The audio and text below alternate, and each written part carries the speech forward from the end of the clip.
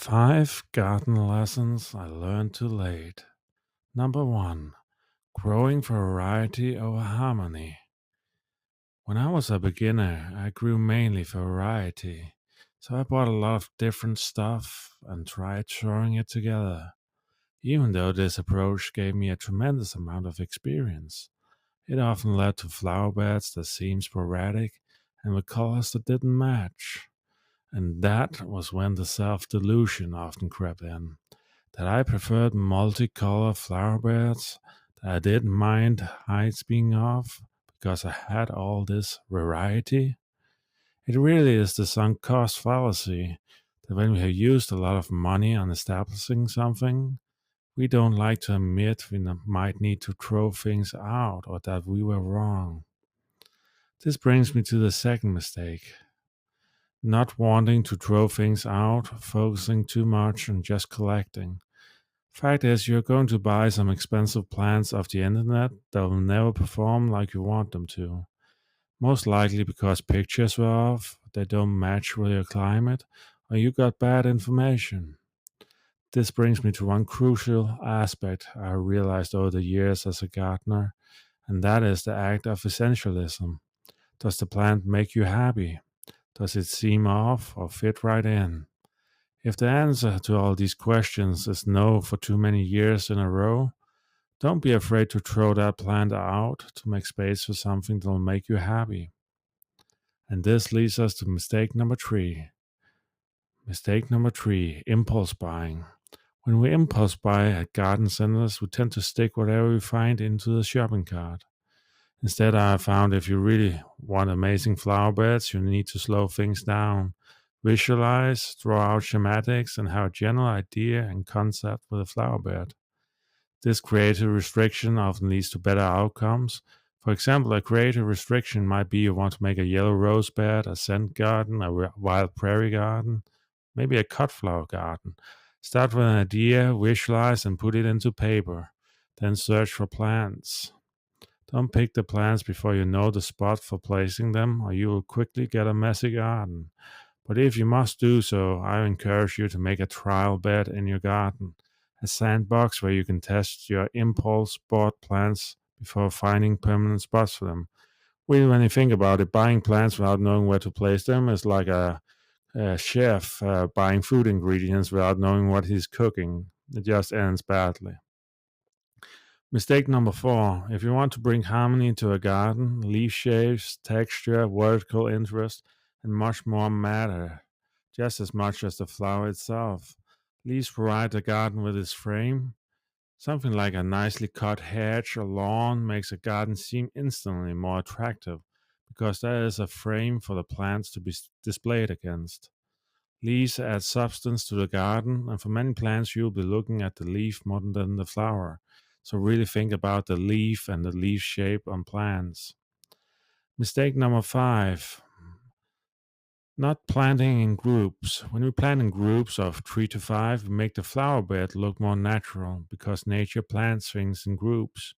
We also help display our plants in a sumptuous way that emphasizes them and adds substance to them. So don't be afraid to buy more plants of variety you like. You're often better off doubling down on excellent variety than spreading around what is mediocre. Don't be afraid to double down on winning plants and give them a much larger space. Rather three winning plants than five bad plants. And here are some bonus mistakes. Not thinking about color theory when placing plants. Pink, for example, looks good up against violet, red and purple up against silver.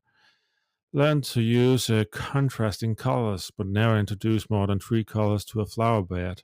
If you need more than three, you really haven't honed in on what you want to attempt to create. It is often joked a professional gardener needs just five plants to create a professional flower bed. Even though I don't believe this is always true, most flower beds do look calmer and you tend to be happier with them if you get the color scheme down from the start. And don't worry, you can always do a different color scheme in another bed. This leads to the last mistake I want to touch on. It is a mistake of discipline. In a garden, you are always better off being proactive. One weed can turn to 400 if it seeds. We call this the compound effect.